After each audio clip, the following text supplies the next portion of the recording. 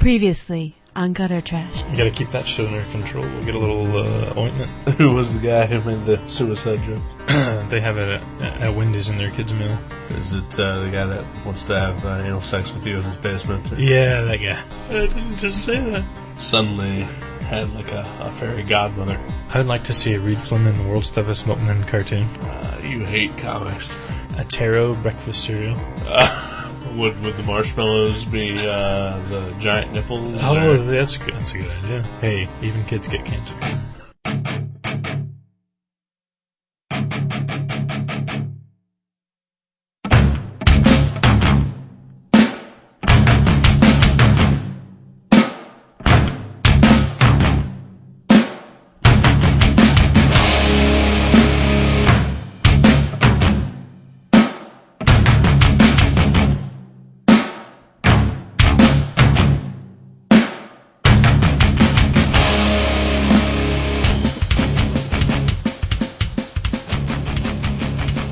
Welcome to Gutter Trash episode 14. My name is Eric.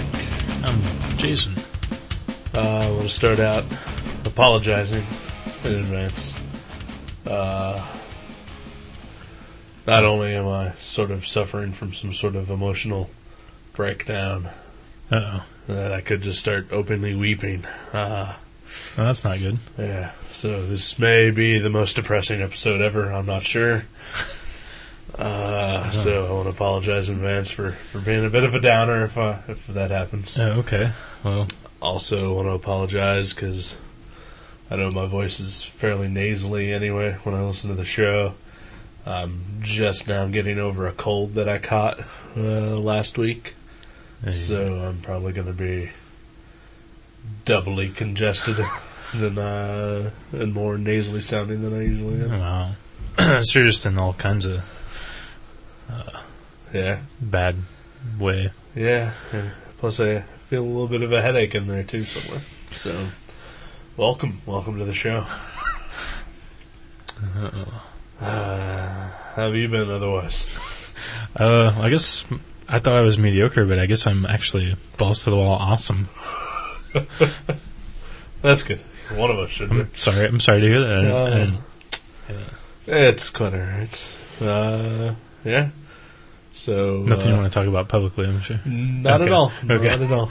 All right. Probably won't even talk to you about it when we're off air here. Right. So well, I wish you luck, whatever it is. Well, thank you. So let's try to get my mind off all this crap. Mm-hmm. Let's talk about Hulk thing. Well, the best thing to get your mind off, something bad is an awesome book. Yeah. Too bad we didn't review one. Oh, that's harsh. Yeah.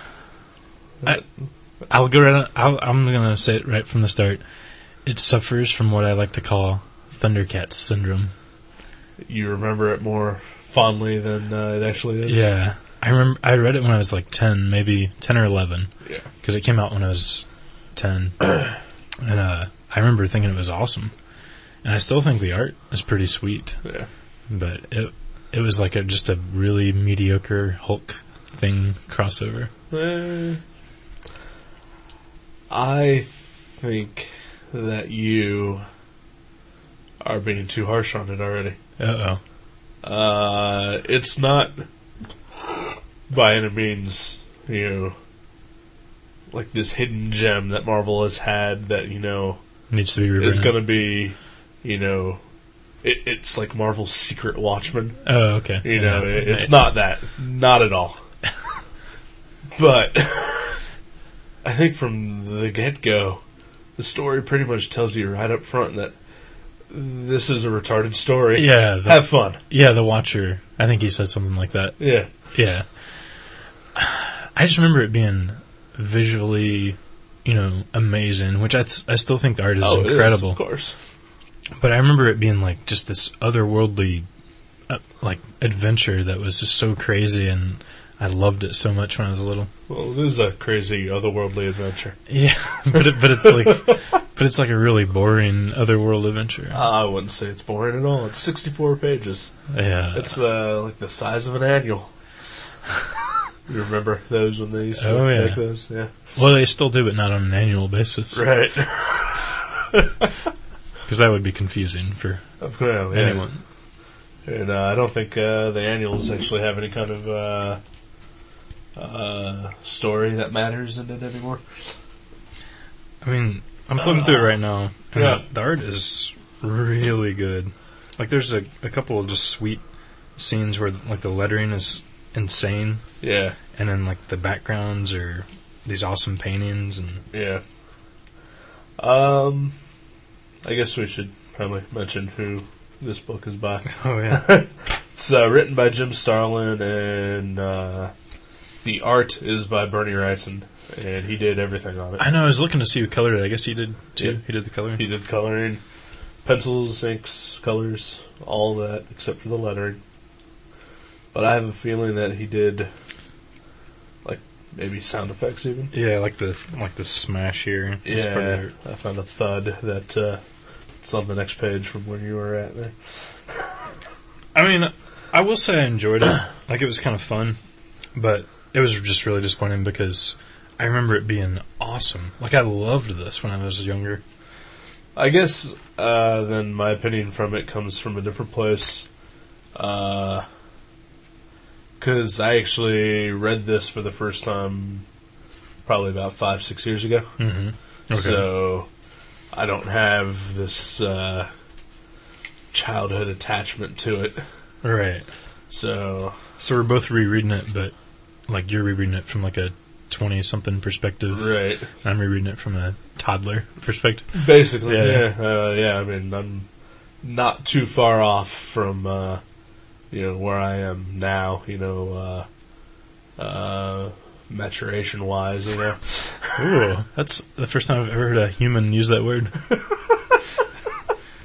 I probably used it incorrectly, so don't be slapping me on the back for that yet. Well, that's the cool thing about using big words in front of dullards like me. It always sounds like it's used right. We're always like, wow! Well, he said macaroni. And when dullards like me actually use those big words, it makes me feel better. Well, then everybody's happy. Feels like a big man. Oh, I will say, one of my favorite parts, I was going to mention this, the guy that drives them around when they first get on the alien planet. Yeah. He has a giant vagina for a mouth. I gotta double check that. Wow, yes he does. It's a giant, grotesque, slimy vagina.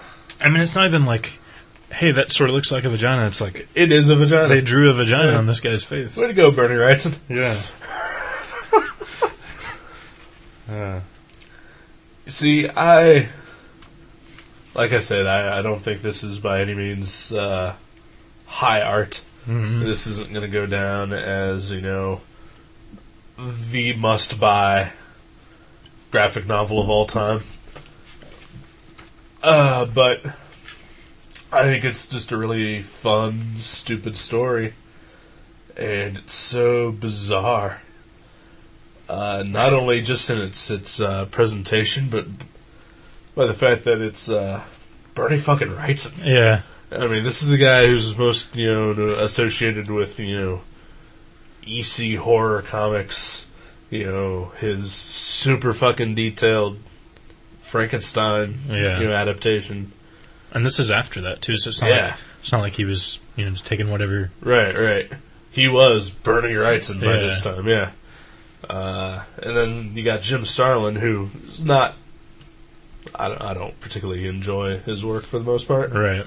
But, I mean, he's got this reputation as being, like, the big cosmos guy. Yeah, Death of Captain Marvel and... Yeah, I mean, when you associate Jim Starlin with, like, the comic book equivalent of, like, Star Wars versus Star Trek versus Babylon 5 versus Battlestar Galactica. Yeah. And this is just... I think he smoked a lot of pot or something, and... maybe they were just blowing off steam. Could be. The two of them. Like, they were like... He was like, I'm known for all this serious cosmic, hoopla, and Bernie Wrightson's like, I'm known for all this dark horror. Let's just do a dumb, funny superhero crossover. See, now that you mentioned that, I'm starting to think Captain Stern, though. Do you remember that? Oh, yeah, that was Bernie Wrightson. Yeah, that was also really... It was like his spirit, sort of. like an outer space spirit. Kinda, but I mean, it was like really goofy, stupid, and I mean, the character himself was even stupid. Yeah, I'd forget all about that book. Yeah. Or Kitchen Sink did those. Yeah. That was a good book. Plus, it was a segment in heavy metal. Was it? Yeah. The movie? Yeah. Oh, that's right, it was, wasn't it? Yep. Wow. That's where I actually first saw and heard of it. So, I mean, I guess Wrightson does have a bit of the goofy in him. Mm-hmm. That sounded really weird. By no means do I think he's being raped by Goofy. Yeah. Because that's, yeah. That's wrong. It's very wrong. I will say, it is more creative than, like towards the end here, they meet this giant version of, like a monster that he's been watching well, I thought that was really funny. He's been watching news reports of Earth battles, and he calls them, what does he call them? Like, Earth horror shows, the news. Earth television, yeah. And, like, basically, he thinks the 6 o'clock news is like a horror movie, and he loves it. Yeah. And his name's Banger McCrusher, and he looks like a giant version of Hulk and Thing mixed together. Yeah. And if he was around today, he'd be called Fulk. Only if written by Jeff Loeb. Yeah. So at least they give him a much cooler name, Banger McCrusher. Yeah, yeah. I mean, the story is... it's definitely geared towards kids, I think. Yeah, I'd say 12-year-old, 13-year-old. Yeah. Which is too bad that kids don't read comics anymore. Yeah. And they did back in the mid-'80s. When this was, actually published. Yeah, it was originally published in, 1987? 86 or 87. 87, first printed. So, I mean, that's 22 years old by now. Wow, yeah. Things that were written back then just don't age that well. Yeah. I mean, even the greats of that period of time, they haven't put on a... like Alpha Flight. Yeah, well, I was thinking more like Dark Knight Returns and Watchmen. Yeah. Yeah. Yeah, those books suck. Oh, they kind of do. Oh, are you kidding? No. Dark Knight Returns? Yeah, kind of is a piece of crap. We should review that for some show. Yeah, maybe. I don't really feel like rereading it ever again, though. It's been like 10 years since I've read it. It's probably going to have the same thing that this did. Yeah. It's just not going to hold up. I bet I'd still like it, but because I've read that like 2 or 3 times over the years. But there are good parts to it, but yeah, it's. I'm not a fan of it as much as I used to be. I can still appreciate it and like what it is if I think about the period of time that it came out in, but yeah, just. Yeah, it hasn't held up very well. A lot of stuff from the 80s don't hold up very well anymore. Duran Duran does. I was talking more comics. Yeah. All music from the 80s still holds up. Oh, yeah. Well, that's true. That's a bold yet accurate statement. Yes.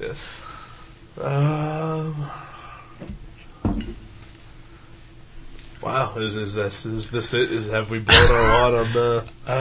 let me see. I do think it's really creative, and it's really fun. It's a fun story for sure. If you're just looking for something, There are definitely worse comics to read out there. I mean, new superhero comic crossovers are generally nowhere near as fun as this. No. Yeah. But they're a lot more heady or like, in-depth story, but... Also, everything has to change the status quo as we know it forever. And this is just sort of, it's the Thing and the Hulk. They get transported to a distant planet, and they have an adventure. And there's no consequences. It's just lighthearted. Yeah. And I think that's something that we're never going to see again in modern comics. I think it just really needed a good, 2 or 3 page Thing Hulk battle. There wasn't one of those. It does, yeah. It definitely needs that because, they are such rivals. Yeah, that, you really. I mean, there's even at the very beginning, they seems like they're gonna fight, but they don't. But they don't. Yeah, just kind of. And then at the end, that's hilarious. Hulk eating a giant cheeseburger. I don't know. That's pretty funny. I like superheroes and cheeseburgers, though. That's my favorite Action Comics cover, is the one where Superman's eating like this giant mound of cheeseburgers. That's right. You pointed that out to me. Yeah, I love that cover. Yeah.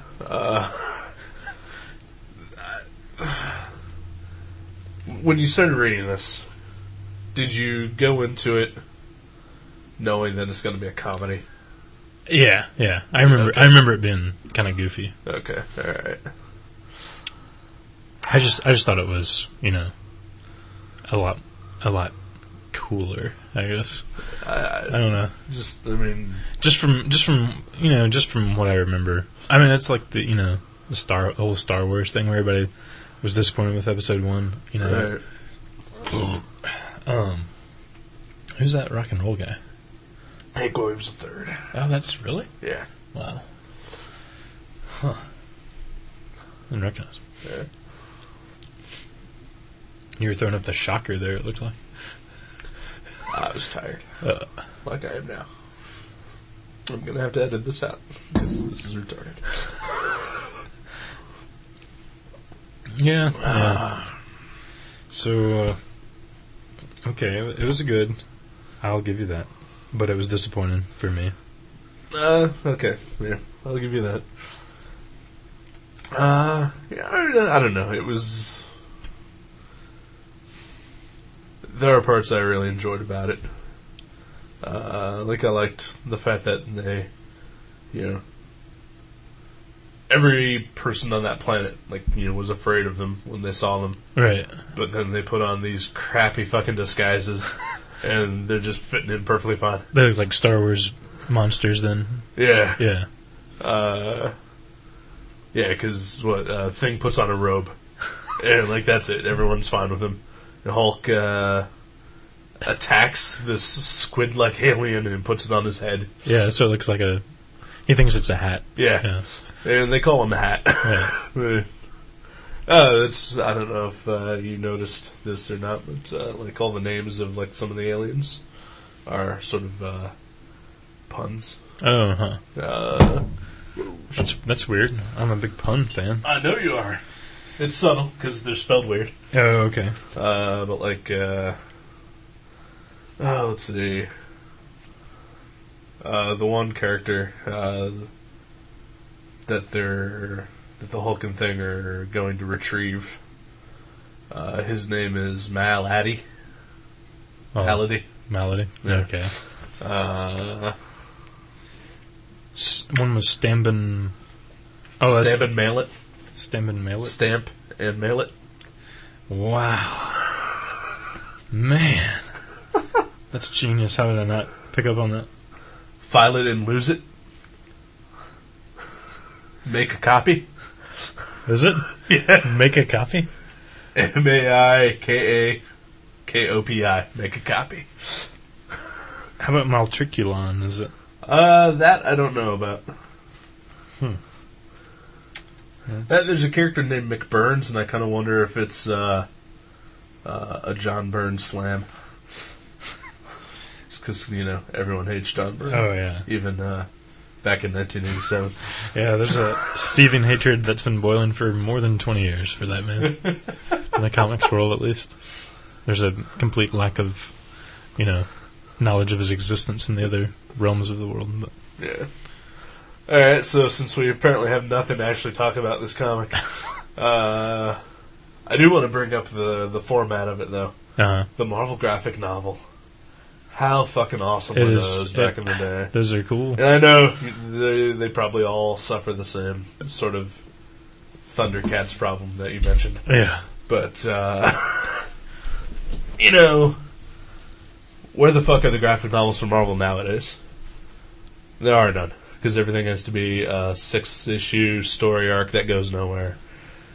I just bought the first 2 trades of Captain America. It's the first 11 issues or so of that book. Uh-huh. And, the first trade ends and it doesn't end. Yeah. Yeah. So, DC did one with the Joker this year. Yeah. So maybe that's a testing ground. Well, DC, ever since... Well, I guess...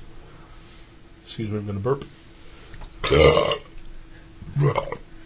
Ooh, We burped in unison. that was pretty gay. Yeah.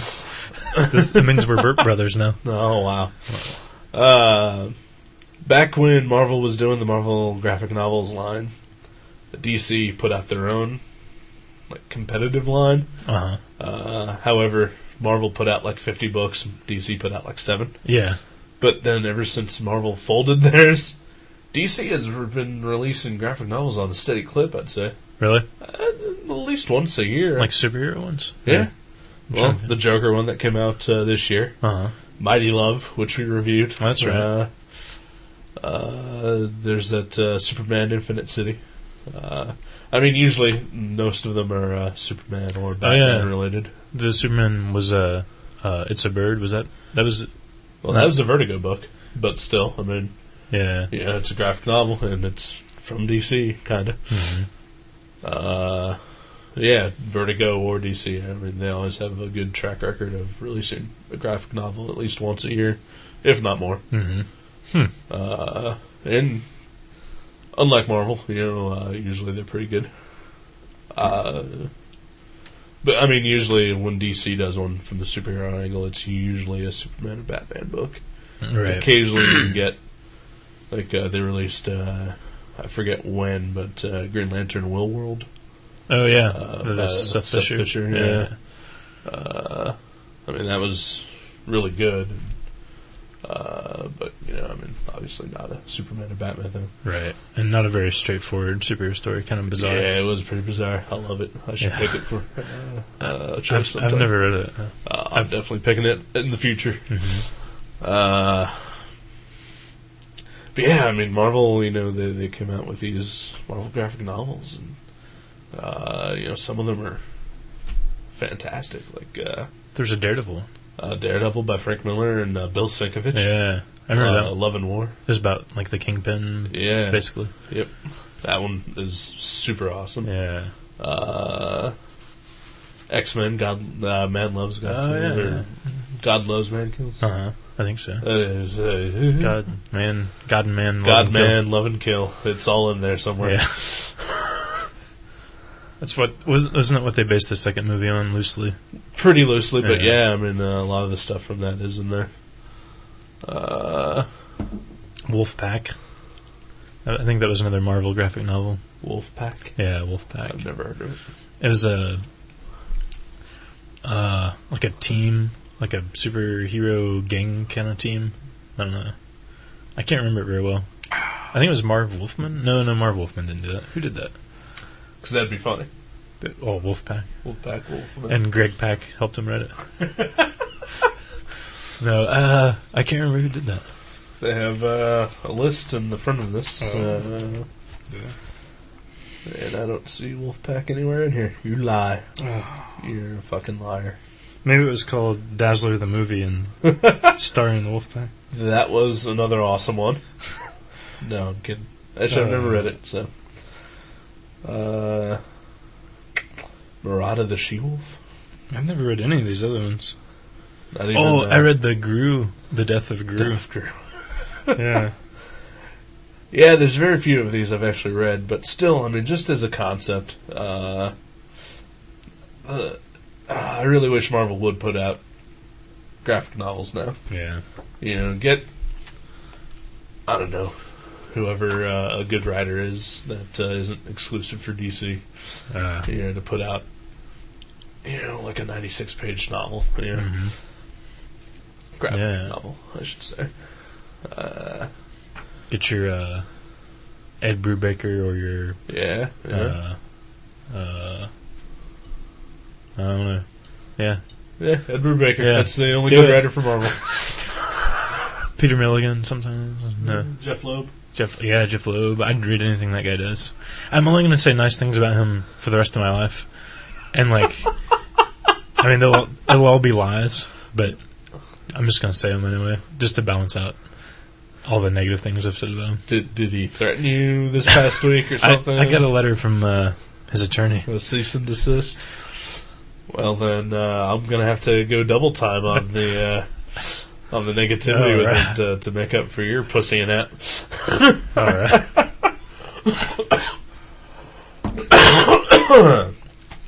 Excuse me.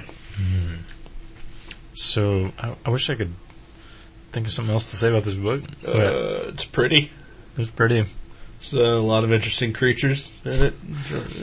Yeah, Bernie Wrightson draws monsters and creatures. I mean, is that an obvious statement? Yeah. But it seems like he's done it before.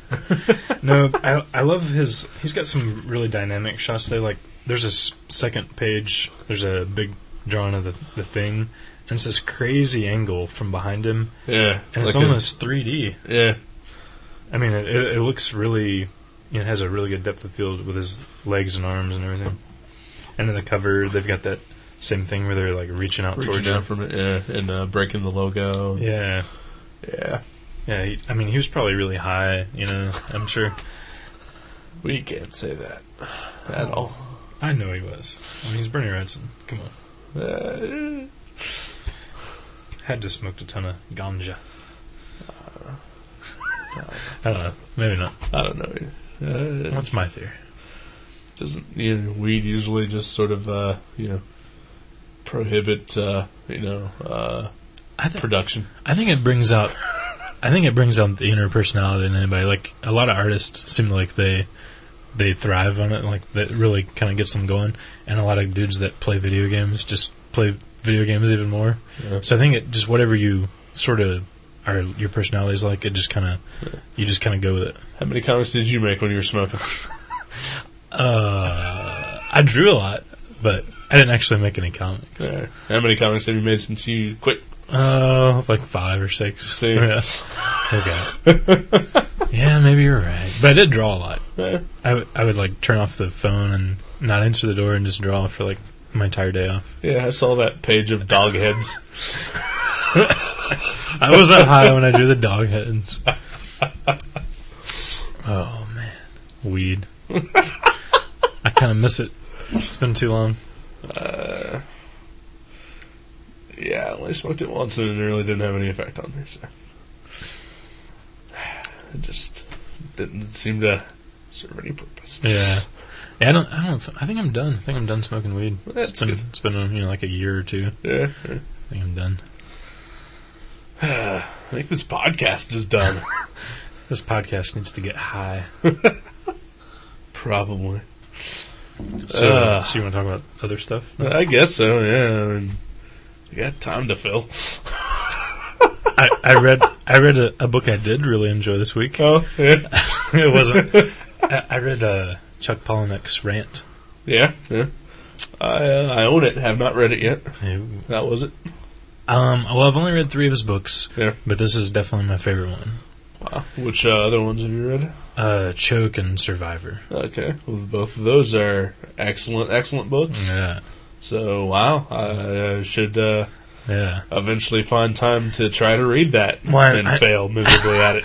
I didn't. I mean, I'd read his, a couple of his books, and I was like, yeah, he's a good writer, but like I don't think I'm going to read any more of his books. I enjoyed them, but I was just like, oh, I'll read somebody else. But this guy came to my work and he's like, hey, have you read this? And which is really strange because that's exactly how I read Choke too. Somebody came to my work and was like, hey, have you read this? And I was like, no, I've read Survivor, but yeah, I've never read any of his other books. And he goes, oh, here, I'm leaving it. Take as long as you want, just read it. And I was like, oh, okay. So, I read Choke. It's crazy because that's actually the first time I tried sodomy. Just some guy came in and said, hey, have you tried this? No, I don't know. Okay. I don't want to. Anyway. But that's exactly how this happened, too. This guy was in my work, and he had a William Burroughs book, and I was like, oh, man, I tried to read...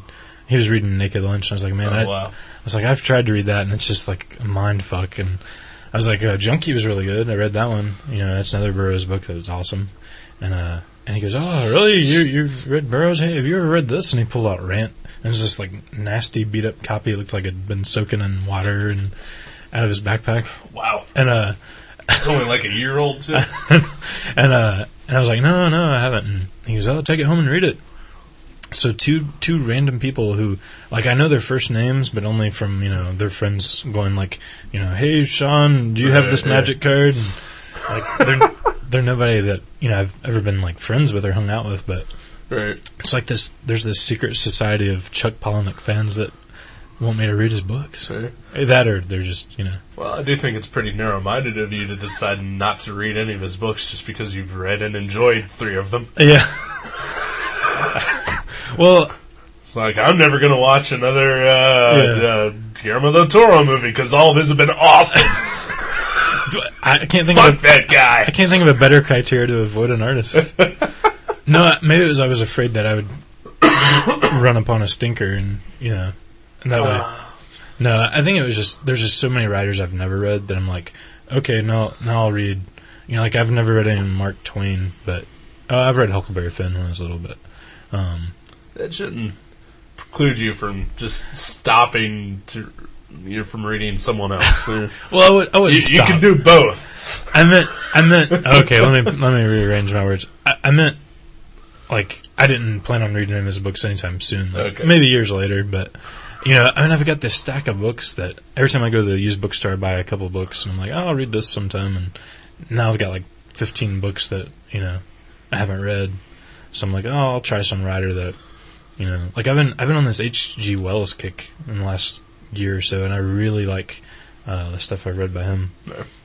But yeah, I can't recommend Rant highly enough. It's cool because it's written like an oral history, Right. And I'd never read anything like that. I'm sure there's thousands of books like that, but The only other one I know of is World War Z, which I haven't read either. But, isn't that like the one that has Henry Rollins doing a voice or something? In the audiobook of Okay, it. Yeah. I've heard about that. But yeah, highly recommend Rant. I will try to fit that into my schedule at some point then. And he's got a new book out too called Snuff. Oh, okay. I think it's about 3 guys who are participating in a world-breaking gangbang. And I think one of them decides that they're going to kill the porn actress that they're supposed to be fucking. Oh, jeez. At some point. Yeah. I heard Pixar picked that up. Yeah. Oh, that's kind of dark, but his books are all kind of dark, but really, really funny. Yeah. Haunted is really good. I really enjoy that. I think I'm the only person who apparently seems to enjoy it. Mm-hmm. But it was his attempt, I think, at like making like a pure horror movie or horror novel. It's like short stories though, but they all tie in together. And yeah, they're all equal parts just vile and disturbing and hilarious as funny. fuck. He's funny. He reminds me a lot, and like I feel dumb even saying this because I read it on the back of the book in one of the quotes, but I swear it was after. I mean, I thought this before I'd read it. He reminds me so much of Kurt Vonnegut. Like his books have the same kind of like just witty, subversive, but like hilarious kind of weird takes on our world. Like it's like they both like set things in our reality and even put like real celebrities they mention them or things, but then they just like Skew warp something. it. Yeah. I think that's the best way to do any type of fiction. Really is set it as realistically as possible, and then just that one thing. Right. You do that for the contrast, and it really makes something. Maybe that's why you didn't like Hulk thing because they changed 2 things about reality. Yeah.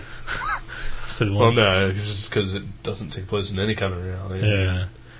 Maybe I'm secretly super boring in my interests because I do like really I like autobiographical comics, and I like I like a lot of like simple stuff, as far as creative wise. Like I don't like it to be too crazy, like swords and sorceries. And But you love Grant Morrison. yeah, I do love Grant Morrison. Well, that was back when I smoked a lot of weed, though. When I started reading his stuff. No, it was before I smoked weed. I don't know. You're right. He's just a damn good writer. I know what you're saying. I don't particularly care for science fiction all that much. Right. I don't give a shit about Star Wars, Star Trek, or anything like that.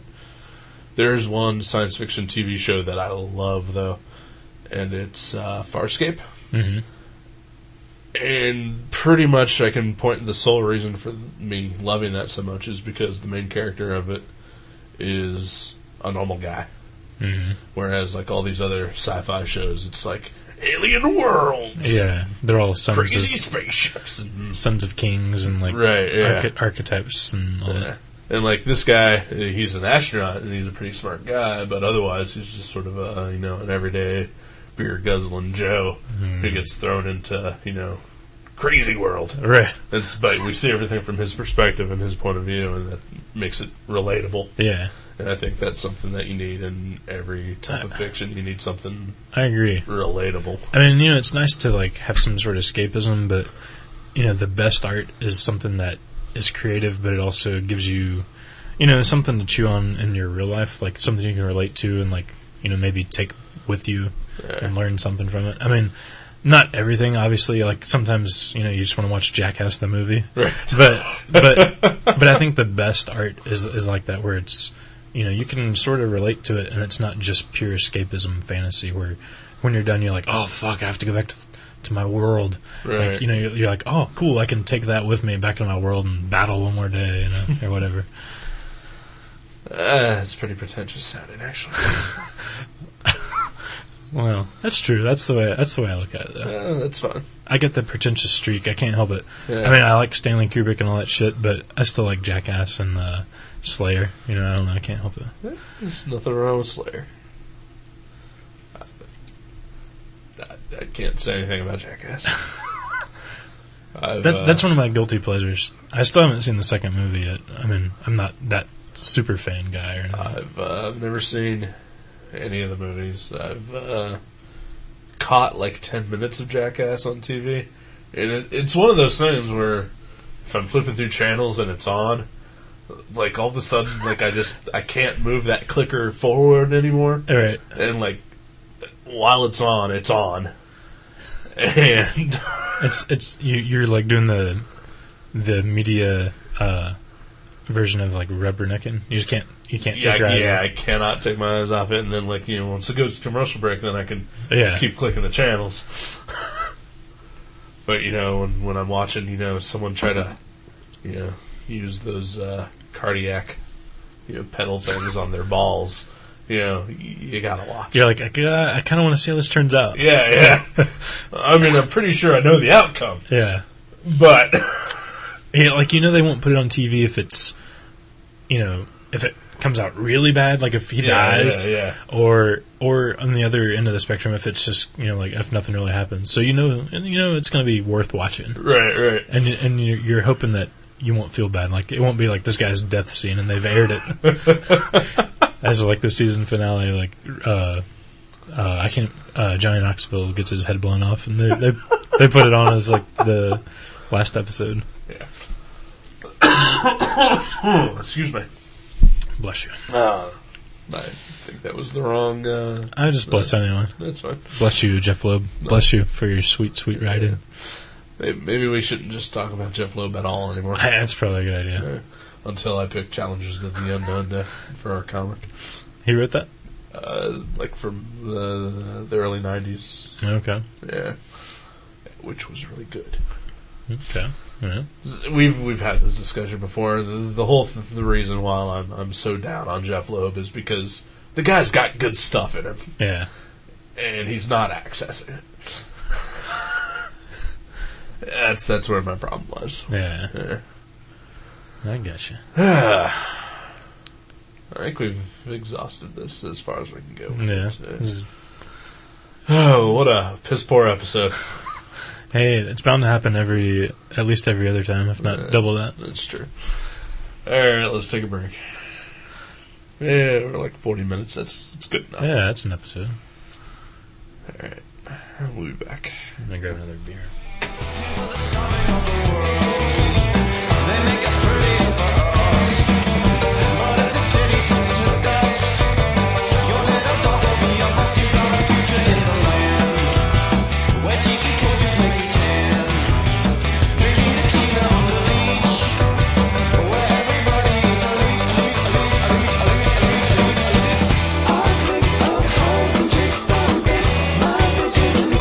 Champagne mix to hit those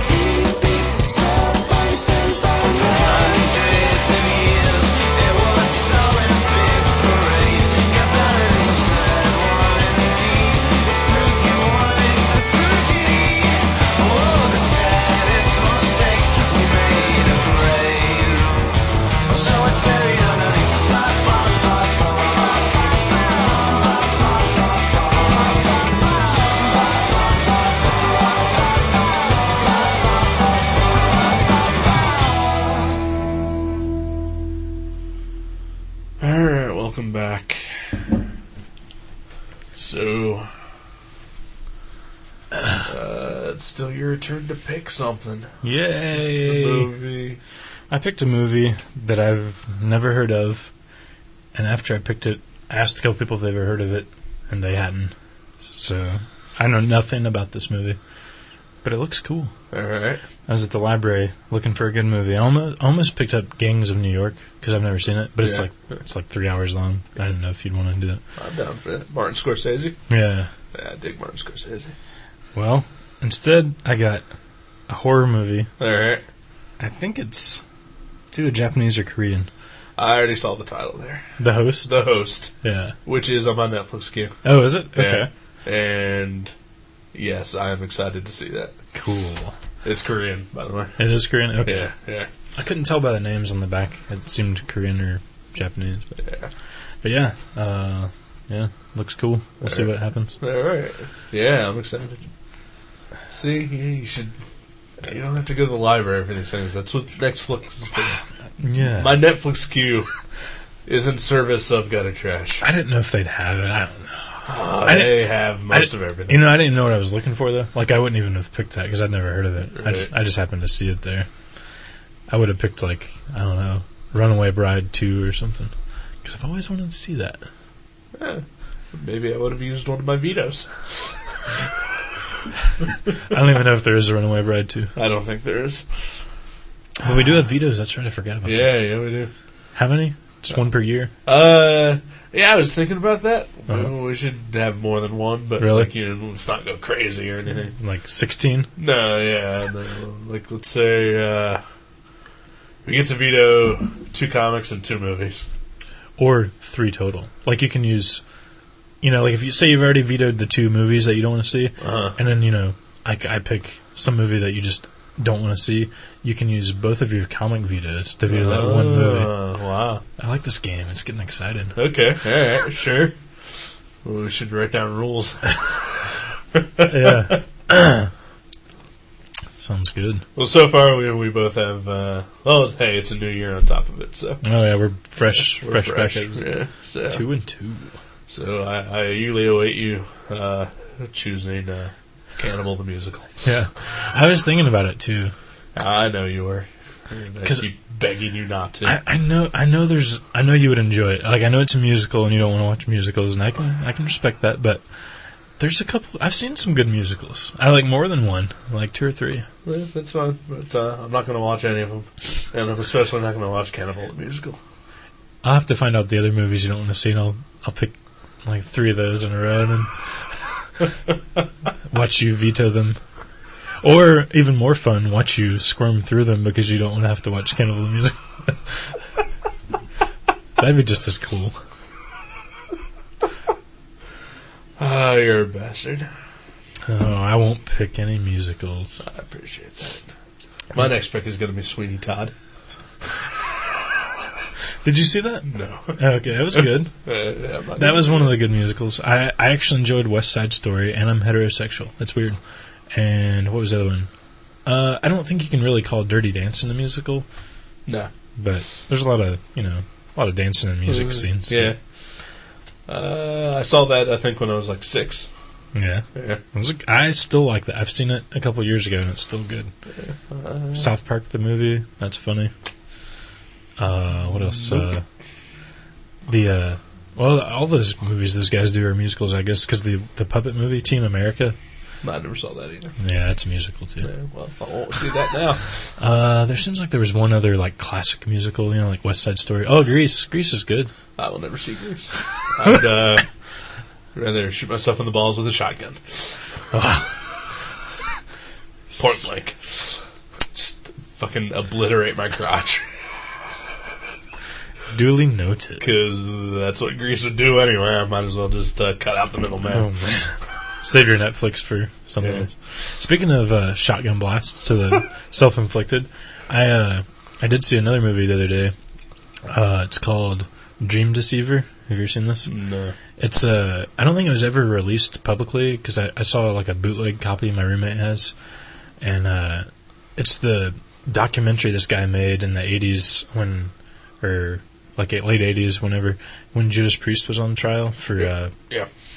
It was really interesting and kind of depressing, kind of infuriating because the moms of these lunkheads just kind of, instead of admitting that there's other problems in these kids' life, they just turned on the music and they actually tried to sue Glenn Tipton and Rob Halford and all these guys. Yeah. And it was pretty good. I mean, it was interesting because the kid, they interview him a lot in the movie, and he looks exactly like Arseface from Preacher. Wow. It looks like they looked at him when they drew it and like didn't exaggerate anything. Wow.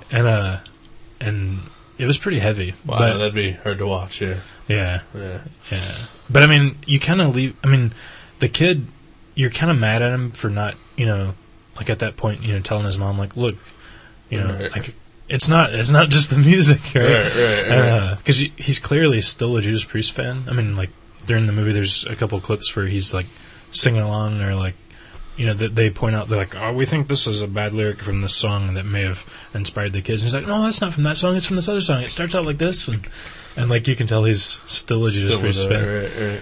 So, and then Rob Halford comes off as not only an intelligent guy, but a super intelligent guy. Right. Like, I was really surprised. I didn't think he was a moron, but I sort of had the opinion like, okay, he's a singer for some kind of schlocky rock band, and he's probably he probably knows how to tie his shoes. The guy who wrote Breaking the Law, and Living After Midnight. Yeah, he's probably not a Rhodes Scholar, right? But he comes off pretty articulate and maybe it's the accent.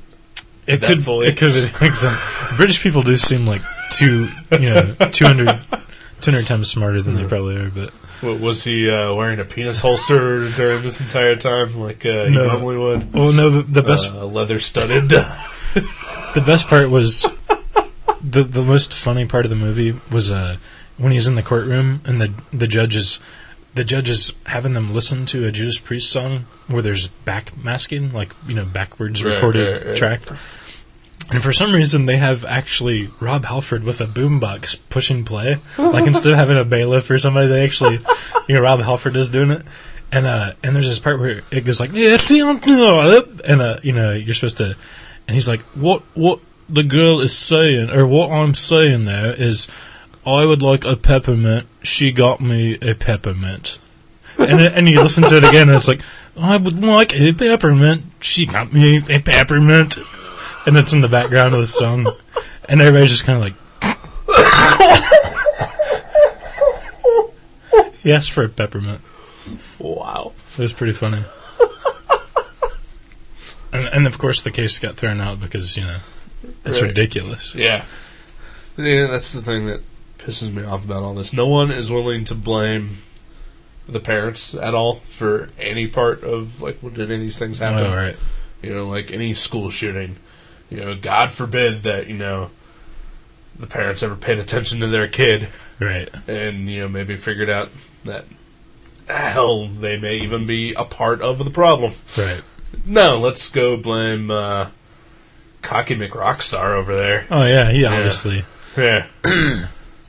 He is directly influencing my child and murdering him. Yeah, Painkiller made me want to, just take the life of everyone I knew. Yeah. But yeah, this his dad was a... NXS makes me want to auto-asphyxiate. It did make me curious, but... No, but the kid's dad was a gambling-addicted alcoholic, and his mom was like some Bible banger, crazy Jesus freak. Well, that combination couldn't possibly bring any problems. Yeah, I'm sure he had a great childhood, I'm sure there was never any arguments. No. Yeah. Why would that kid even seek out heavy metal as a possible form of, release? I don't know. He probably, if it wasn't for Priest, he would have killed himself years before that. Yeah. If he wouldn't have had something to bang his head to and stomp around the trailer or wherever. So yeah, it was pretty cool. That sounds pretty good. It does sound pretty fucking hard to watch at times, I would imagine. It was depressing, and when you're done, you're like, I want to kill those fucking parents. You're angry. Because it's like, okay, my son just tried to off himself. It would be like a reality check where like, wow, we really need to, step back, and look at what happened, and step it up as people and parents. Instead, they like sue his heroes, right? Yeah, and it's like, my brain hurts. What's wrong with this world? Where in the world did they get that the whole thing was from the backward masking? How did they come to that conclusion? Right. That specifically is what caused him to do that. Well, they said that there was one of the Judas Priest songs, like they thought they heard the word "do it." Yeah. And he said like in their drug crazed, alcohol fueled, anger, paranoia, they were listening to Judas Priest and they went ahead and killed themselves. I think at that point, if "do it," if you hear the words "do it," you're just walking around the street, you're like, oh, I got to meet Chuck for that dinner date. Wait a minute. I heard someone say, do it. I'm going to kill myself. Yeah. No, if you're to that point where the words do it are going to make you kill yourself, like, all you have to do is look at a box of Nike shoes, and you'd kill yourself.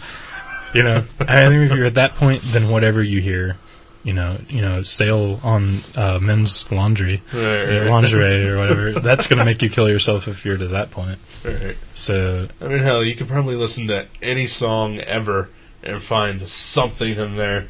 It was like, oh, well, maybe that is the line that made little Bobby kill himself. When they sue Van Halen, might as well jump. Come on. All right? Right. Yeah.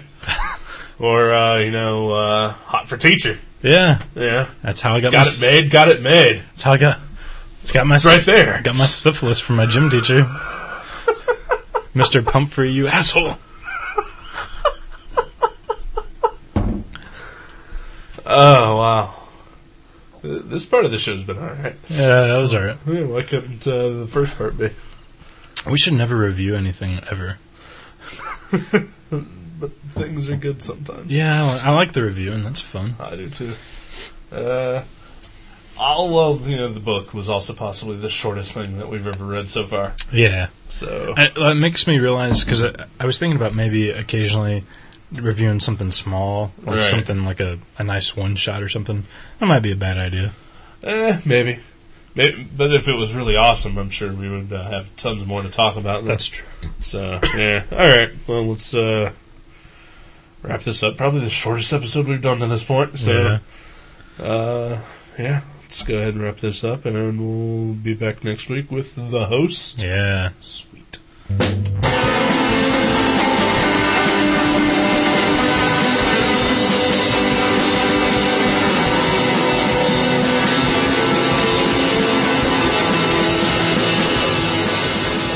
Gutter Trash can be downloaded at www.guttertrash.net, iTunes, Podcast Alley, and Feedburner. You can also find us at myspace.com/guttertrash_net, seanborn.net, and buyerbewarecomics.blogspot.com. Contact us at eric@guttertrash.net or jason@guttertrash.net. Thank you for listening to Gutter Trash. We'll see you next time.